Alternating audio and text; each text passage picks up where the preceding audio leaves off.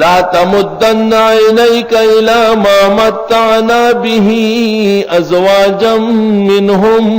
یہ آیت بہت تسلی کی ہے. سبحان اللہ. آنکھ اٹھا کے نہ دیکھے ان چیزوں کو جو ہم نے دی ہے کچھ لوگوں کو ان میں سے. ولا تحزن علیہم، اور زیادہ غمگین بھی نہ ہو ان کے بارے میں. واخفض جناحک للمؤمنین، آپ نے آپ کو مشغول رکھے مسلمانوں کے ساتھ.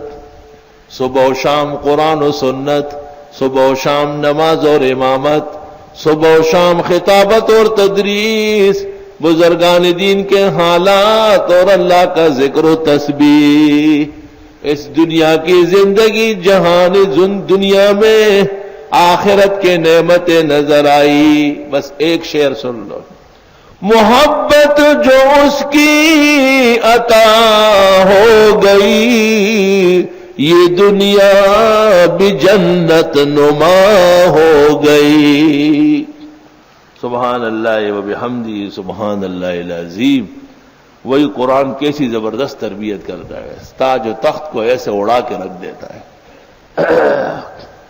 کیونکہ جب تک آپ ان چیزوں سے بے نیاز نہ ہو آپ دین کا پختہ کام نہیں کر سکتے. ہر کام آپ کو کمزور کرے گا.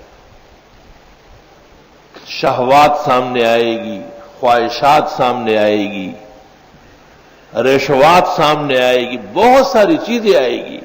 آپ کے پائے استقامت کے سامنے کئی چیزیں آئے گی. اور جب یہ تسلی کا ساز و سامان دل و دماغ کو معطر کر چکا ہو تو سب پر آپ چاک سے نشان لگائیں گے اور پیروں کے نیچے کر دیں گے اسے.